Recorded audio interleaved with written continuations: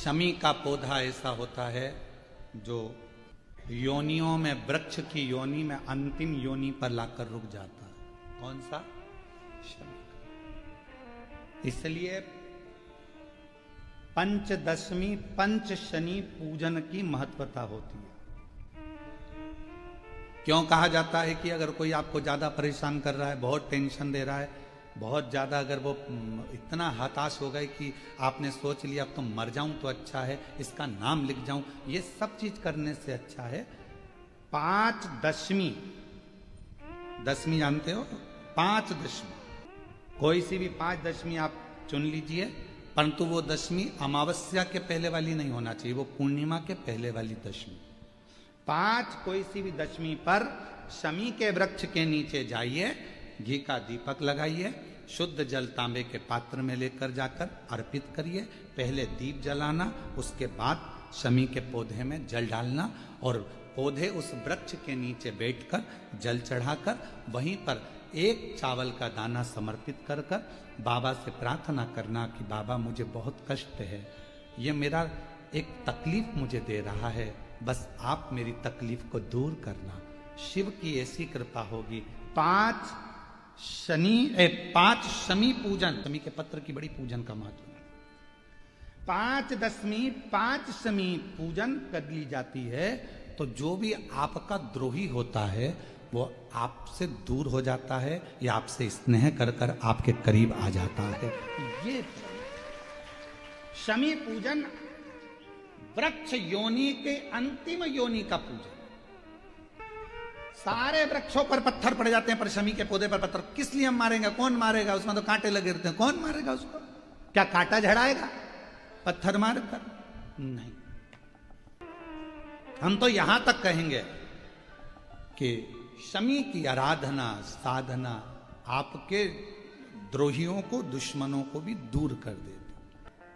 और मेरी जीजियों, मेरे जीजाओं, मेरी बेटियों, बेटाओं, मेरी माताओं, मेरे बुजुर्ग माता पिता स्मरण करें, जब जब यदि आपका हृदय दुखे, मन दुखे, तो एक शमी की पत्ती को शंकर के शिवलिंग पर जरूर चढ़ाएं, सारे दुख अपने आप समाप्त होना प्रारंभ। शमी का तो कोई कहे क्या वृक्षों में, पौधों में, पत्तियों में भी क्या, ये वृक्षों के अंदर भी क्या जीव होता है? क्या इसमें भी प्राण होते हैं? होते हैं, इसमें भी प्राण है। ये भी ऑक्सीजन लेना छोड़ना सब कार्य इनका चालू है, ये भी जीवित है। जल नहीं मिलेगा मर जाएंगे, जल गया समाप्त। क्रोध को, नरसिंह भगवान का जो क्रोध है, नरसिंह भगवान का जो गुस्सा है, क्रोध है, भगवान नरसिंह का जो क्रोध है उसको शांत किया है। शंकर भगवान कहते हैं कि यदि क्रोध नरसिंह भगवान को आ रहा है तो उसकी शांति मैं अकेला नहीं करूंगा, तुम सब मेरे साथ में मिलो और क्रोध शांत।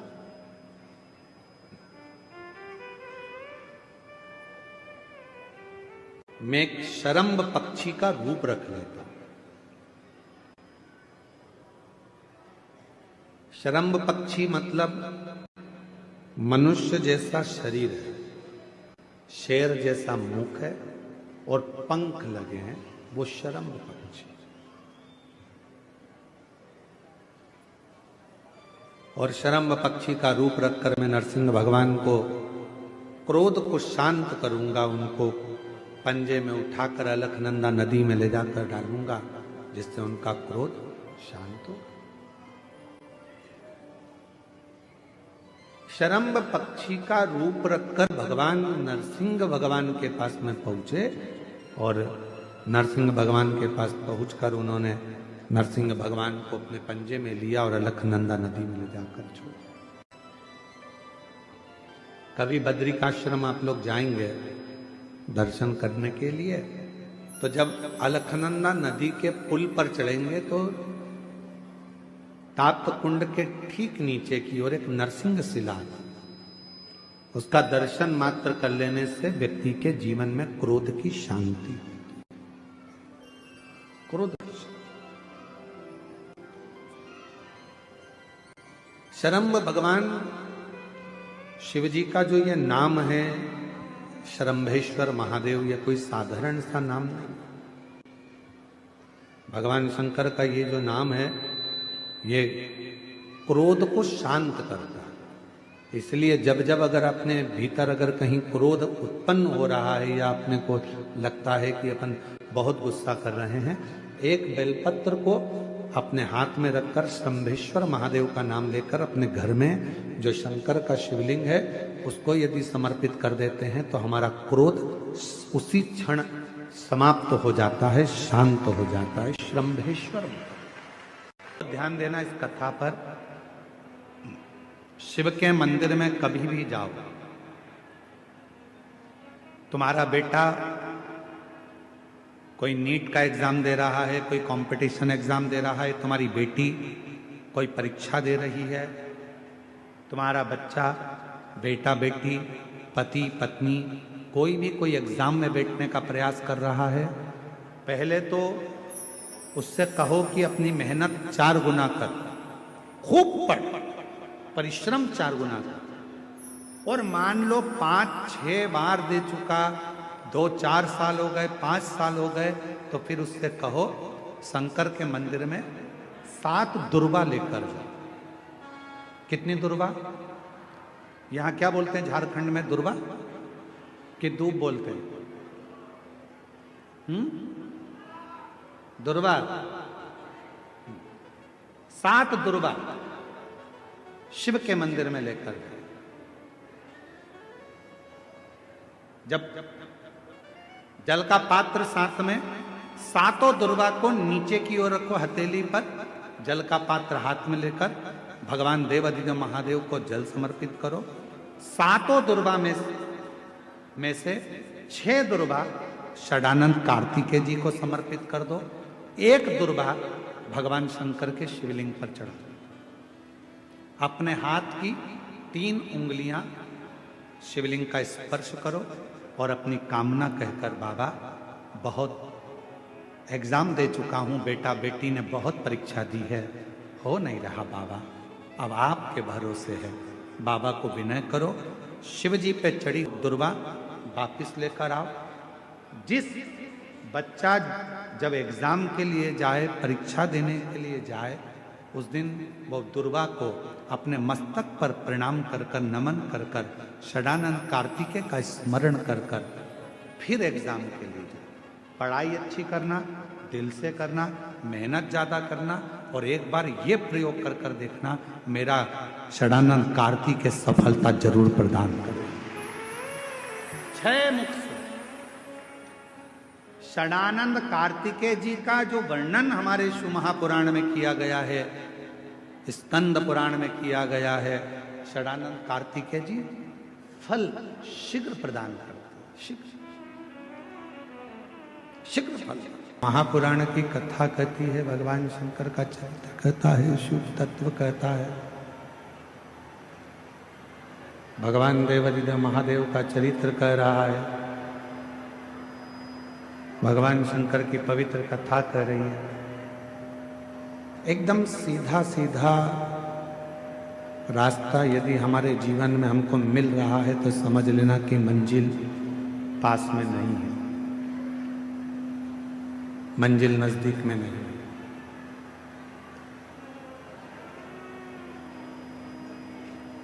सरलता में कभी सफलता नहीं।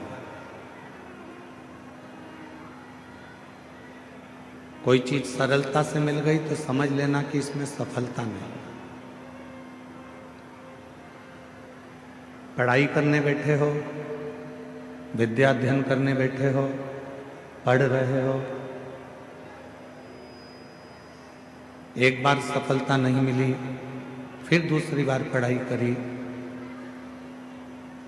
फिर सफलता नहीं मिली तो फिर तीसरी बार पढ़ाई करी। बक्से चलाओ, बक्से नहीं चल रहे हैं कहीं के भी। एक बार सफलता नहीं मिली, 2 बार सफलता नहीं मिली, 3 बार सफलता नहीं मिली। कई लोग ऐसे होते हैं कि जो सोचते हैं कि मैंने एक बार अगर पढ़ लिया तो मुझे सफलता मिलना चाहिए, सफलता प्राप्त होना चाहिए। पर शिव कथा कहती है कि सफलता पाने के लिए, सफल होने के लिए एकदम सरल मार्ग मिल गया तो सफलता सहजता में नहीं मिल सकती। थोड़ा चलते चलते टर्न आएगा, मोड़ आएगा। कुछ मोड़ जिंदगी में ऐसे आ जाते हैं जिन मोड़ के बल पर संसार का मनुष्य उन्नति की सीढ़ी पर चले जाता, सफलता की ओर बढ़ जाता। मेरा बेटा बेटियों से निवेदन है, मेरी जीजियों से निवेदन है, मेरे जीजाओं से निवेदन, ये नहीं चल रहे हैं, कान लगाओ इसमें। मेरा जीजी जीजाओं से निवेदन है, बेटियों से निवेदन है, मेरी माताओं से निवेदन है, मेरे भाई बहन से निवेदन है कि जिंदगी में यदि मानव का देह मिला है और मनुष्य का शरीर मिला है, संघर्ष से पीछे मत हटना, मेहनत से पीछे मत हटना, असफलता को देखकर डरना नहीं। एक ना एक दिन मेरा देव अधिदेव महादेव, मेरा बाबा भोलेनाथ आपका हाथ पकड़कर आपको मंजिल तक पहुंचा कर बोल बम का नारा है, सारी समस्या का हल।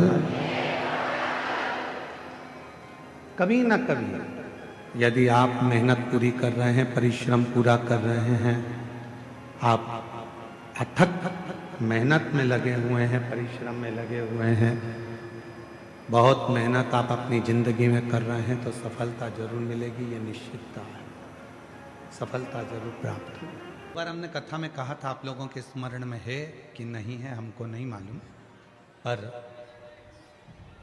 शिव महापुराण के इस सुंदर स्कंद भाग में, कौमार्य भाग में यदि आप पढ़ेंगे तो आपको मिलेगा,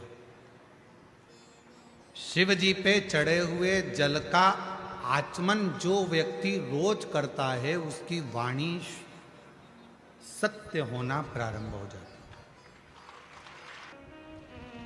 शंकर भगवान के बेलवृक्ष की, बेलपत्री का अगर कोई वृक्ष है तुम्हारे घर में, बेलपत्री का यदि कोई पौधा है, बेलवृक्ष है तुम्हारे घर के अंदर, तुम्हारे घर के बाहर कोई बेलपत्री का पौधा है, कोई मंदिर के बाहर बेलपत्री का पौधा है या बेलपत्री का वृक्ष है, कोई व्यक्ति, यदि दुनिया के लोगों ने कह दिया कि तुम्हारी प्रॉपर्टी का ये केस चल रहा है, जमीन का ये केस चल रहा है और ये निपट नहीं रहा, तुम्हारे प्लाट पर, तुम्हारी जमीन पर, तुम्हारी दौलत पर, किसी चीज पर किसी ने अपना हक जता दिया, कोई केस चल रहा है, कानूनी कार्रवाई चल रही है, अगर वो व्यक्ति प्रतिदिन बेलपत्री के वृक्ष के नीचे जाकर एक लोटे में थोड़ा सा जल लेकर 3 बार उस जल को थोड़ा थोड़ा कर कर छोड़े और उसी बेलपत्री के नीचे की मिट्टी को अपने मस्तक पर चंदन की तरह लगाना प्रारंभ करे, 1.5 से 2 महीना कर कर देख ले, उसका केस धीरे धीरे सुलझना प्रारंभ होता है, उसे विजय प्राप्त होना।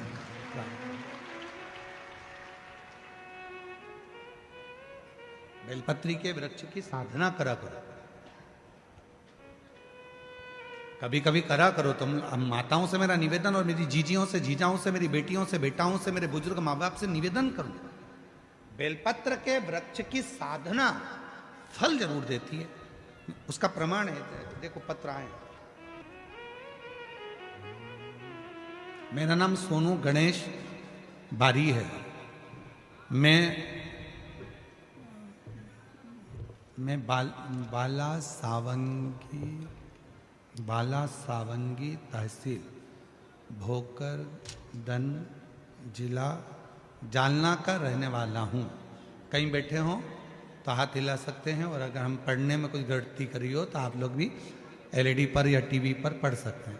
मेरा नाम सोनू गणेश बारी है। मैं बालसावंगी तहसील भोकरदन जिला जालना का रहने वाला हूँ।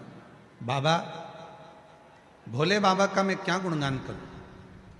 मैंने अपनी नौकरी के लिए बहुत प्रयास किया, लेकिन मेरी नौकरी नहीं लगी। मैंने अपनी नौकरी के लिए बहुत प्रयास किया, पर लेकिन नौकरी नहीं लगी।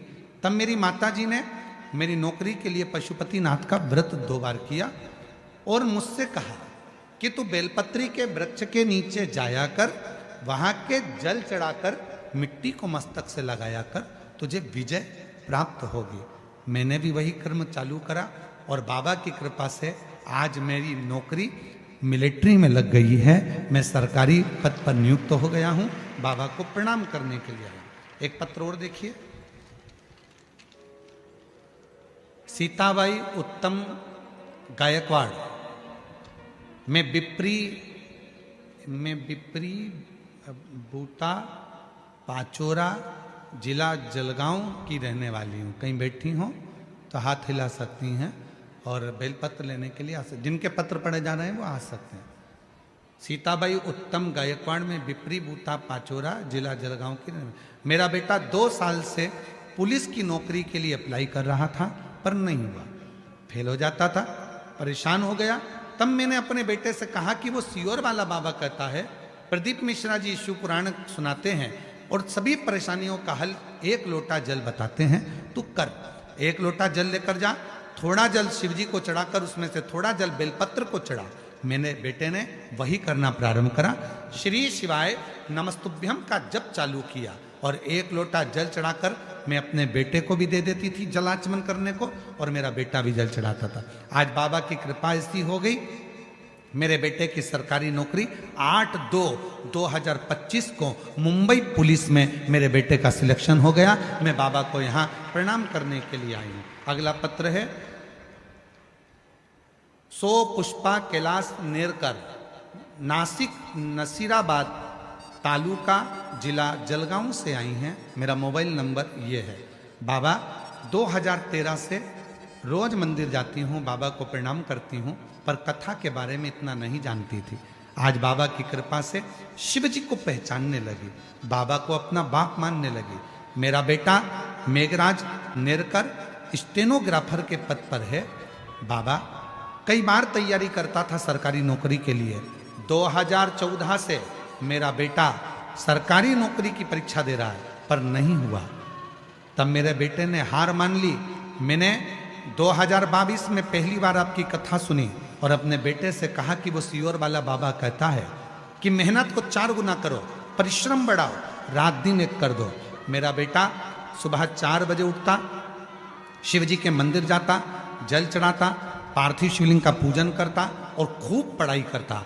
आज मैं बाबा को धन्यवाद देने के लिए आई हूं कि मेरे बेटे का 2024 का रिजल्ट आ गया और पुणे के हाई कोर्ट स्टेनोग्राफर के पद पर मेरा बेटा सिलेक्शन हो गया। मैं बाबा को यहाँ धन्यवाद देने के लिए आई हूँ, बाबा को निवेदन करने के लिए आई हूँ। शिव तत्व किसको कहते हैं? एक पत्र और है। मेरा नाम कविता अंबादास बसाने, पति का नाम अंबादास लक्ष्मण दास बसाने, गांव एरंडोल जिला जलगांव से आई हूँ। बाबा मेरे 2 बेटे हैं, सूरज और स्वप्निल, दोनों की सरकारी नौकरी नहीं लग रही थी। तब मेरे बेटे को मैंने कहा, सियोर वाला बाबा कहता है कि मेहनत 4 गुना करो, शिव जी की आराधना करो, बेलपत्री के वृक्ष के नीचे रोज जल चढ़ाओ, उसकी मिट्टी को सिर पर लगाओ। आज मेरे दोनों बेटों की सरकारी नौकरी लग गई। मैं बाबा को यहाँ प्रणाम करने के लिए आई हूँ। कहीं बैठे हों, जिन जिन के पत्र पढ़े हैं वो आ सकते हैं। शिव साधना का फल मिलता जो,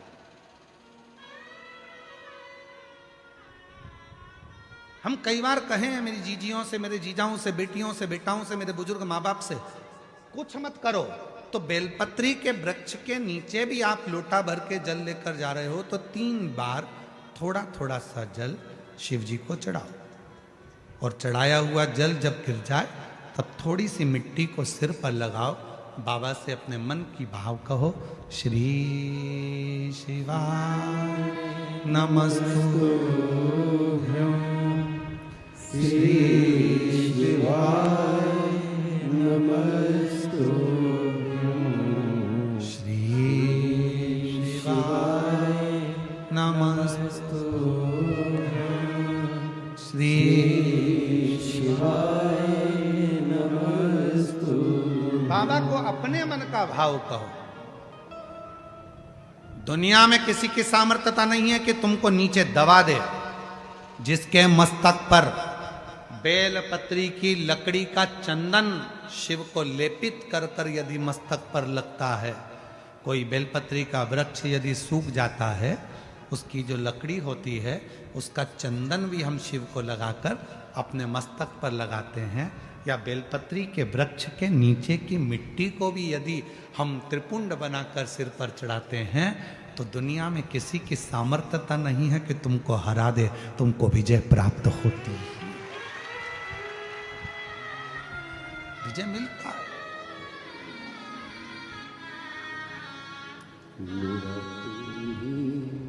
तो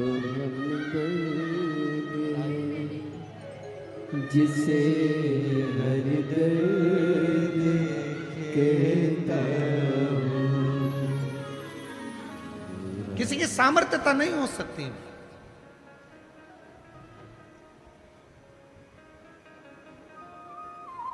और इतना मालूम होने के बाद भी अगर लोग भटक रहे हैं, कोई कह दे वहां चले जाओ वहां से ये काम हो जाएगा, कोई कह दिया वहां चले जाओ वहां से कोई ये काम हो जाएगा।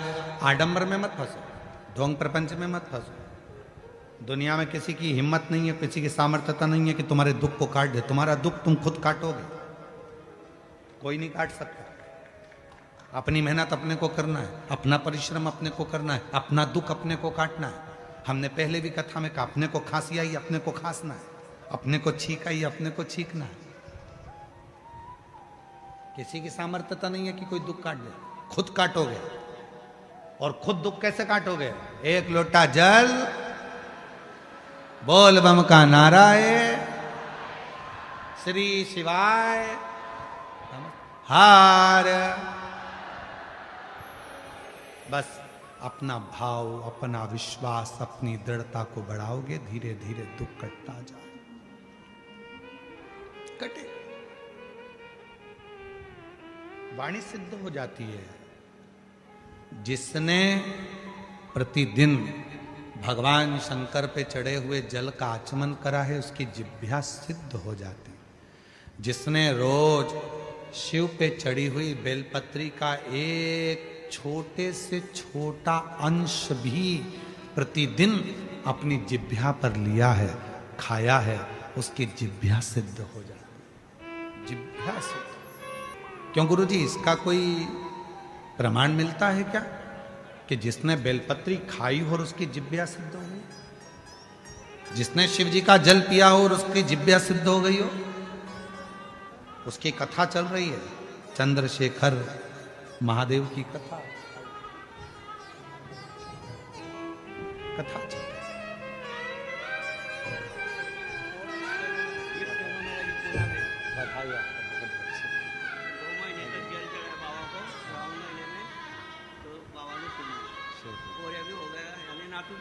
हम बधाई।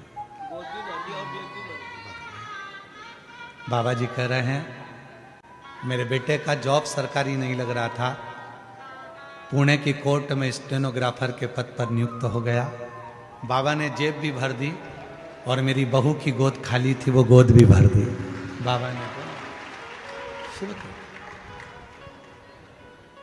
शिव पर चढ़े हुए जल पीने से जिह्वा सिद्ध हो जाती। हमें सिद्ध करने का कोई मंत्र नहीं आता, हमें कोई साधना नहीं आती, हमें कोई व्रत नहीं आता, हमें कोई तप नहीं आता। लोग कहते हैं इस मंत्र को सिद्ध कर लो, लोग कहते हैं रुद्राक्ष को सिद्ध कर लो, लोग कहते हैं इसको सिद्ध कर लो, लोग कहते हैं उसको सिद्ध कर लो। हम कहते हैं कुछ मत करो, शिव जी पे चढ़े हुए जल को पीना प्रारंभ करो। रोज शंकर जी पे चढ़े हुए थोड़ा सा जल आचमन करना प्रारंभ कर दो। प्रतिदिन एक दिन भी खाली नहीं जाना चाहिए। एक ना एक दिन तुम्हारी जिह्वा सिद्ध हो जाएगी, तुम जिससे जो कहोगे वो अपने आप काम होना प्रारंभ हो जाएगा। जिज्ञास मेरा तू ही तो हमदर्द है, जिसे हर दर्द कहता है। मेरा तू ही तो हमदर्द है, जिसे हर दर्द कहता हूँ। जिज्ञास सिद्ध हो। रोज प्रतिदिन का नियम करो कि मुझे बेलपत्र अपने मुख में एक अंश, अंश मतलब जरा सा, जरूरी नहीं कि पूरा पत्ता खाओगे।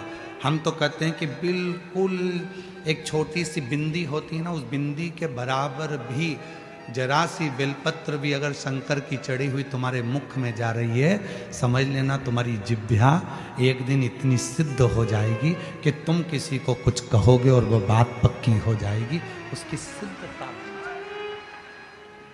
शंभु शंभु शंभु, वो सिद्ध होती है।